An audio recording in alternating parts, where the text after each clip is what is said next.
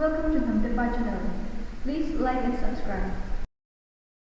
Olha, quer ver, olha. E depois em esse token ya.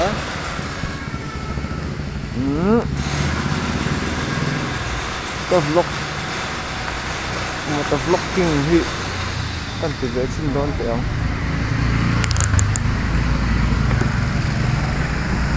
Adik ra ngai la.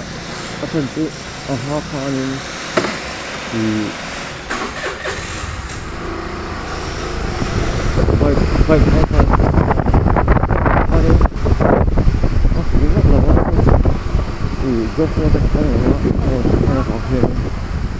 cái trong ai pha nhưng bike đi khá rình ya cái helmet thì asal lâu quá con người phải cho anh đi nào hiện apa nak now ini helmet kan ada juga itu ada kazai mana helmet juga itu bisa saya saya apa cakap ni ya apa nam dan itu semua dia nak macam apa ni saya apa ajian lewa dan pun dia helmet ajian masalah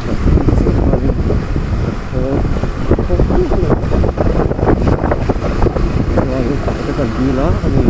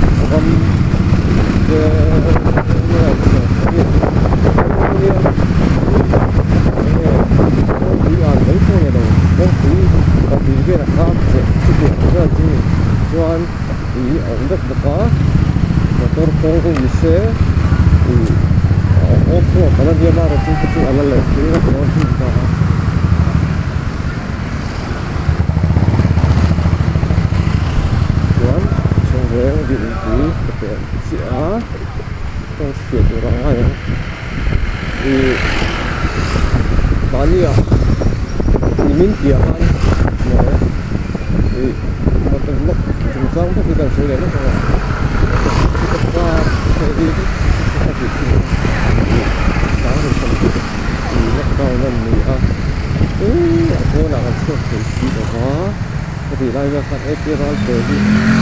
nó sẽ càng thế thì các em chỉ nghe mà mình chưa nên ra thì dẻo thì cũng không có được cái kia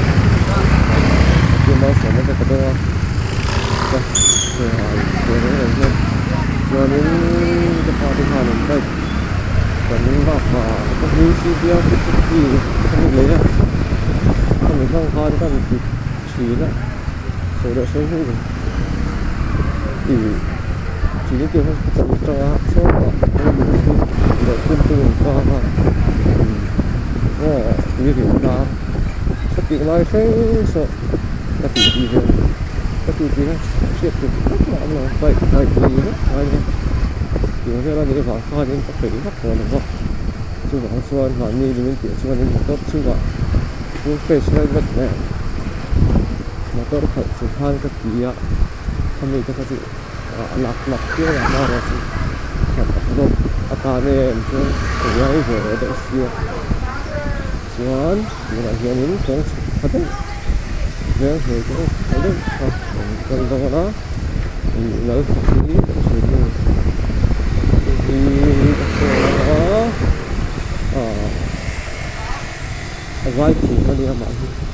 về lại cái phần về lại cái phần sai chỉ cái gì đấy thấy đâu anh nói cho anh thấy về mà cái kia cần chuyển đi một cái liên đông nha cần tiền mà không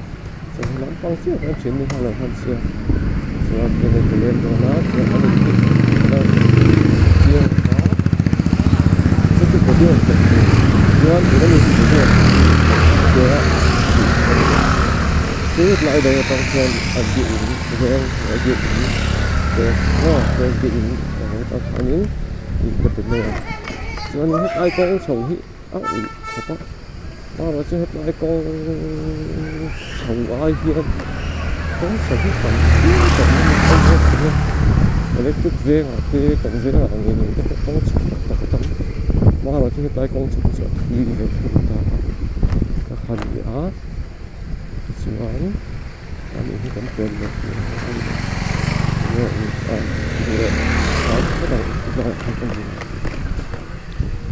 Chuan you know here in scooty ka phala access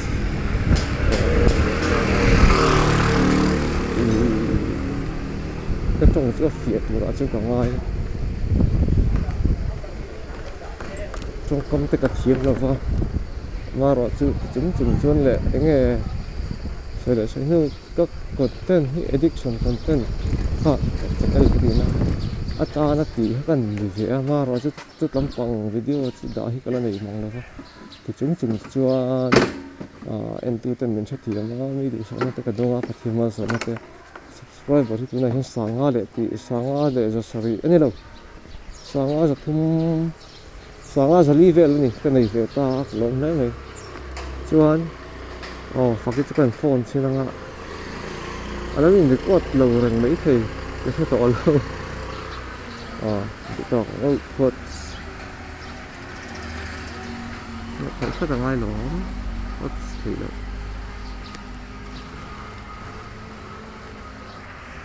đây phốt thì khan đây chỉ về đây thì chúng ta hiện in veng ngoài công chụp thật là hoàng của mà thì motovlogging thì về kan tum chin này motovlogging thì tí chú có thể nói sát tàu mà rồi chứ những cái GoPro tên này là va thì phone mount hiện tiền cái anh lão chuyên ạ các trong ai hiện bike thì ring lệ chuyên xí ạ chứ mấy vàng xuân in thì anh này bike thì cái ring ring chuyên do cái vàng hoa này thì channel về là phần upload atar tắt chứ còn những cái gì về đấy xí ạ tú nào bây giờ bên xíu trong cái trồng này đâu một con rồi thì đúng rồi thì cái chắc chắn cần xây về nó còn thì epiral thế sáng thì sầm thì chụp đi lên lại thì cái hình phạt cái thì lại khai cái em chỉ là cái chắc về thì lít tụ cái này thì hiện ở đâu máu cái thì lại khai nên phoneเขาก็เนี่ยนี่ไม่อีบริษัทเองมาเลี้ยงเขาก็เนี่ยดูนี่มาเราจะไปที่มาสมัยแต่ก็ดูฮะก็ภาษาอะไรอีบริษัทการหันเลยนะaku inginมาเรา Facebook ni pon ka vlog ve tar chala chỉ đi thôi cái là trong thì tung tung để mua được mình ca lì cái lái phanh cái tí về này mà sẽ cái trong khắp khắp mà sẽ từ hà lâu là vào chuan mình bia khanin motor car pamanga car long khanin kan tete ang katia car chunga full face helmet ke khuma car chunga full face helmet khum chung khanin kan tia trong cái chữ chiang lúc tụi con mà rồi chữ nghe cái tiếng hành ta ta nem chung cái ya chun hết lại feel hi về nuôi feel nghe sudden feel có những khéo vén sát chìm lúc này thạc mà sẽ chịu anh này là quá sự tốn chun tùy hộ tắm thầy không lan chả dễ là ngã có cần là từ tất thì rồi bên cứ ta ai kia ai làm phòng này làm phòng do phan gì ta phan nhưng em mình ít nhiều anh trai về cái kia tất cả thì em tu gì ngã ram lấy tu đủ thì in ông mình chuan thì cái xe này lom đâu chắc gì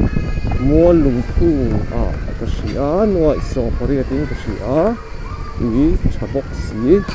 con quý anh chuan mà rồi chú khó quần khát offer ta này một tal anh này lém đâu ha chuan chú lâu có xiết lệ chú buồn bệnh rồi chú đang cần là chú lại ở hiện này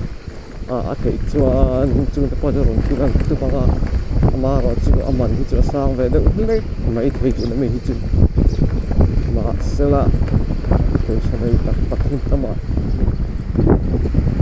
lại mua nó trong cái hạt đào tươi là cái nó coi lắm phòng mì rong rất không nhỉ mì rong đầu thì đầu không đầu nữa đầu chỉ lại cái ra chân chưa nhưng mà rong chả đấy mấy lấy chủ rong đó này chứ lấy được tan việc cái gì cái này rồi rồi cho anh phải mình chụp strap 0.1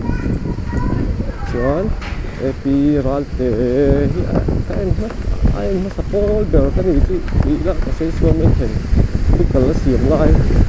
cái là cái hai cái đó là cái phải để mà ra là do nó mua cắn hủ lẩu cắn hủ bóng thị cái ngày có cả xuyên mà ra là cái này mà không ra ra là cái một cái đó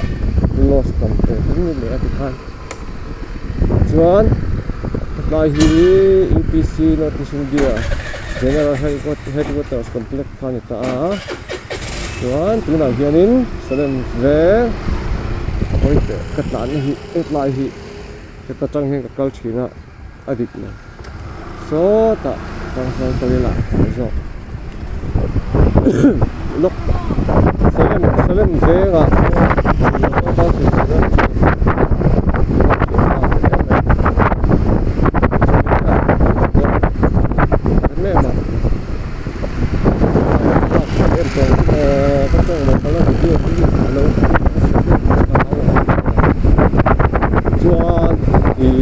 sau ta còn nó còn nó sau về cái trong quay press cái gì anh cái em nó lệ chi nè quay chuan nghe camera khai nghe kia cái tiền công quý lắm bằng có cái đạo phản lắm bằng cái tiền lắm bằng rất khá là hùng nha ta ăn chuyện chuông lồng chơi chú vòng chuan trong cái đâu hết rồi chuan in tu nào hiện subscriber cái tiếng ra lại nó mà đi ra tiếng ra rất rộng hello video quality thì sẽ chế được chụp chuan mi sáng cái chuang cái này rồi ta để mẹ cả lom tụi ta chuan nhiều hiện là thôi ta đi được cái chuan Melo Johnny oh John hey lai government Aizol College mall big pass son veng Aizol ai kita kang hian an chi pa chi lai de wan hian chin kang so ka tumna nam pa ka cha chuanin a khatewa vậy có xiết tổ của phơi thì có là con sẽ làm bằng chân với chút là phải chua một dốc đó mỗi cái hiện tại mình là làm tâm mình thì đang giai đoạn tôi hiện trong của bạn những cái anh học anh có chuyện không phải anh chỉ chuan mà chứ sai không có là hiện cũng là hiện sai không có còn sai hiện quay mẹ hiện OP thì anh nghiệm anh đi đâu không cho mà sao chỉ là OP này bằng vang anh nhớ chú có chơi thì với đã con lớn giúp tiếp tục rồi vấn đề này con nha tia office anh vui về so maybe Aizol College government Aizol College more chuan thì ta cái chuyện qua đây xử lý anh đi vào đây anh chuyện mà ôi thì sự việc cái gì là cao sự sẽ làm về chỉ là sự kiện mà sẽ làm về ra tùy mang sẽ làm gì hết ôi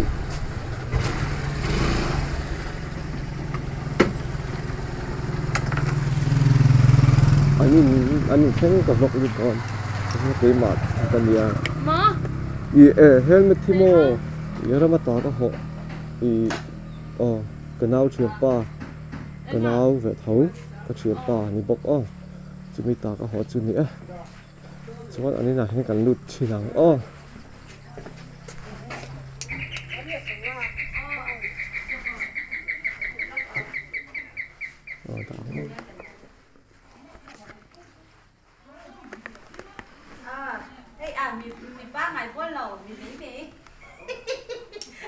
mì mấy mấy cái này là bật thối hay nụ quý tủ rong hàng gì cái lên gần đây mà không anh pa thật chứ con đã lo con nghe hay phát thổi đấy mình tìm mấy này không mà mình mà hình được thổi này mà muốn nó sao về bây giờ chú hey cái chuyện pa thì anh chú nữa anh đi phèn khóc á inti này nữa mà nha anh nhìn thấy cần lạc wall vel về nghe mà hi xí lâu ngã tới bỏ là ôn thọc rất to nha mà rồi chứ hi aluminium còn mang đòn là vẹt nha mang lẹ thấu xí cái ngày vẽ khóc mày cái mà cho cái lụt lỗ mày hey tí đòn mình lấy kẹp đòn này hi phải là nhà mà mình hi chứ anh pa hiện là điều lâu hơn à cái trắng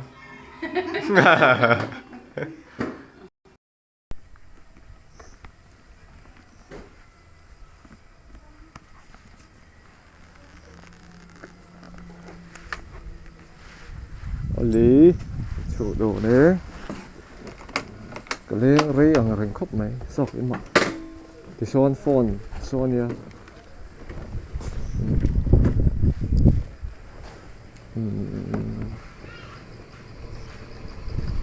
rồi ý anh nó cho cái hình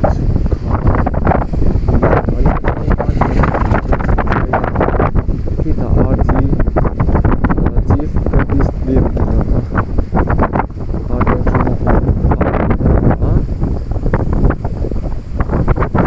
nhưng mà chỉ là hơi khó bỏ về rất mày phần thì có vlog lại giờ tiền tiền thì anh làm bằng tiền về làm bằng phone thì chúng ta trái có tí rất đấy cái này đâu cái khác cái chỉ này thì lại cho nên thì earphone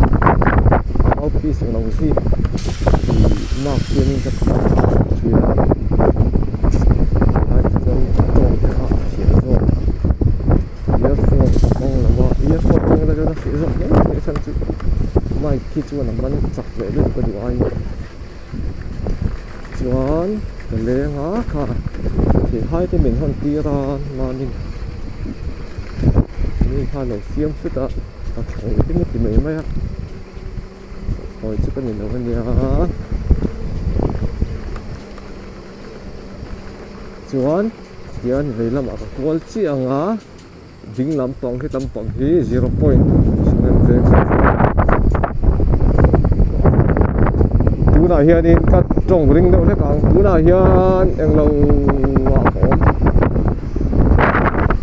cắt lek ngai palta kin abul ton thot ang đâu in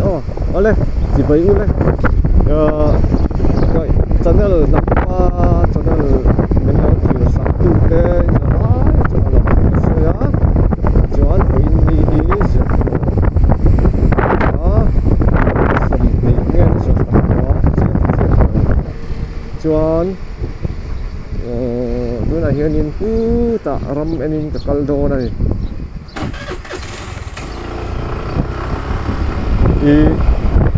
hianin ka tong pa sele sele ba khanin bai ani lai ka chanin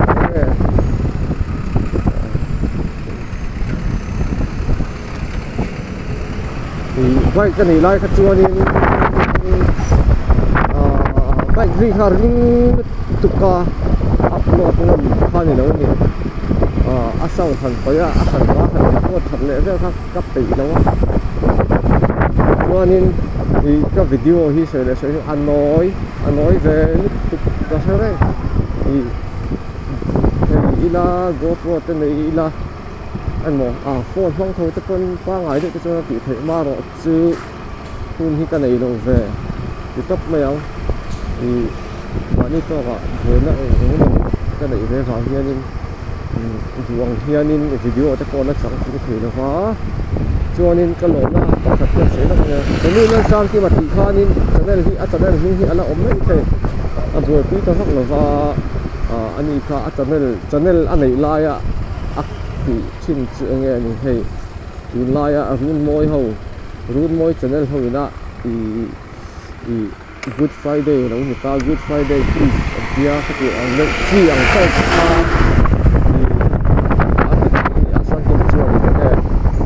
ani chu man ruwa te nei tha asang ke machu an te khanin run moi ho hianin idea run moi ho tuna I public quiz an ti vel hi asang ke ma idea vek khani chuan kan soi na chan tak zo ka chu ki ma channel chung chang a hianin enge I pathian zara channel hi ama khanin ka siam to amon manam te ka in ti ve chipo edition ka ten atan thau ka tia ta chuanin tlem ka da man ba ka practical siam lai te lokdang ni lai fa khanin an ka da chuanin monetize tu la ngai zat subscriber sang khat ba ka khanin dar kar sang li ni lowin dar kar zali mo ka tia an cheta khati lai khan gmail en na chang te kha ka selawa khan chu en na chang shi la chuanin min a chelo tu na ne enge copyright claim kha warning copyright claim hi pakhat a om le chuan enge channel hi tei daw na ni ang chali khati ti vel kha tuna hi chuanin enge video khan upload na ve hianin video chen kalu ta chuan copyright om chuan ka tei kha la sorry tei mo om chuanin ka pai ka thin ni chuan kan kan san venga mi zaya apa zaya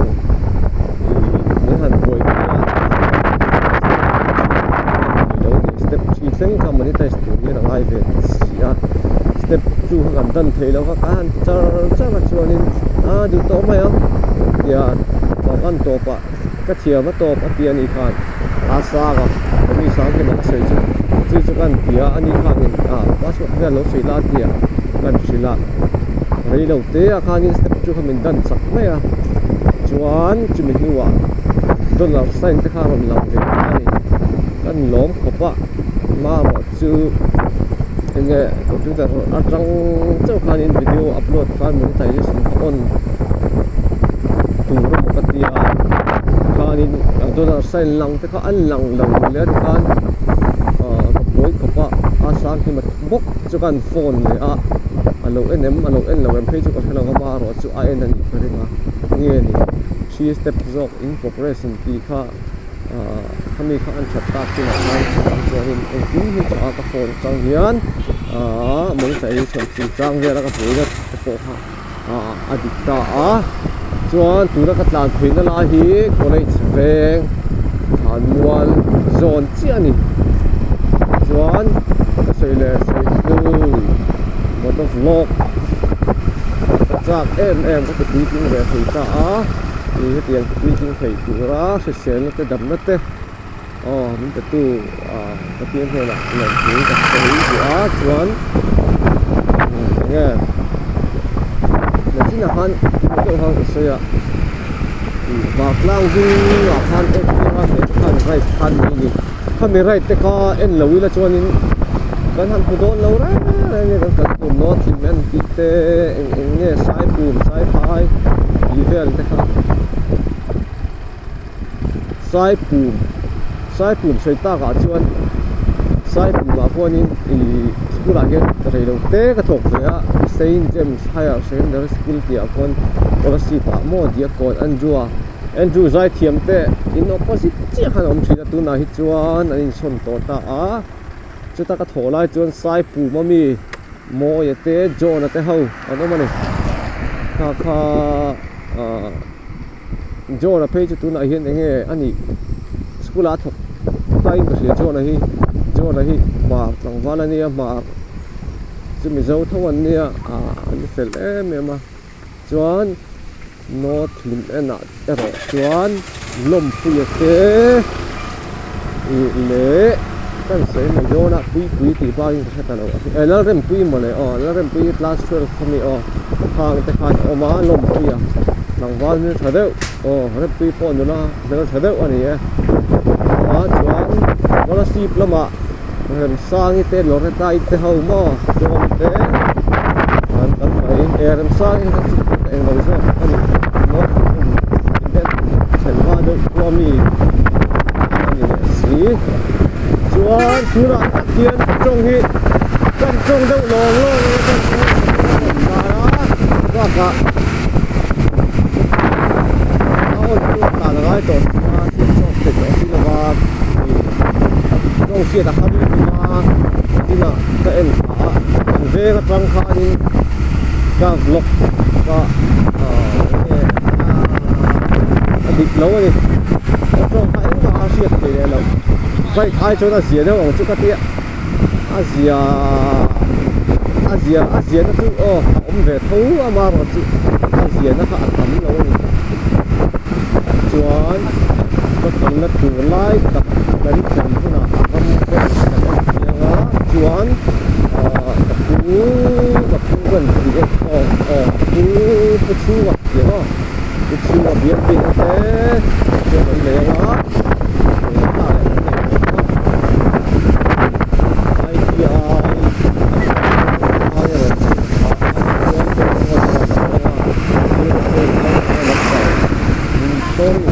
veng nó có khá nhiều đồng sản thì nó xây dựng của mà đấy chuan thì chúng ta sẽ phải lại về cái nhất lấy về cái có anh chuan cái lệ người ngay thì nani cái lệ người ngã ít lại in là cái chút tiền của riêng về cái cái của lệ lúc không anh đó phụ tay về tua ri thadeu ne ania ma hi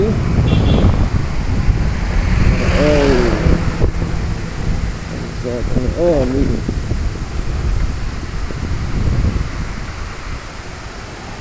to nó còn cái phone lộn chuan được con này nó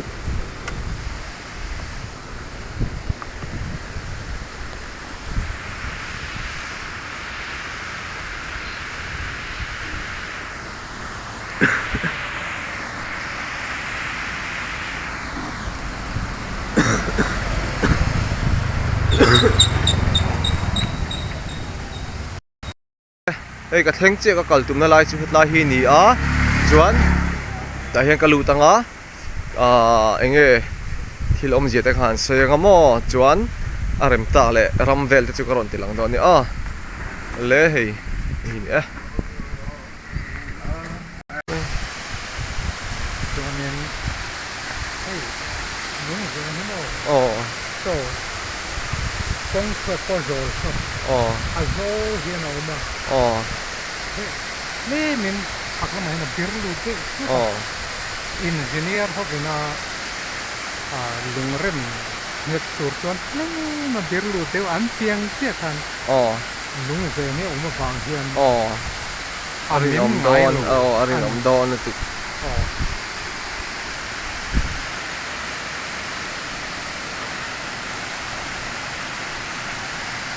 alu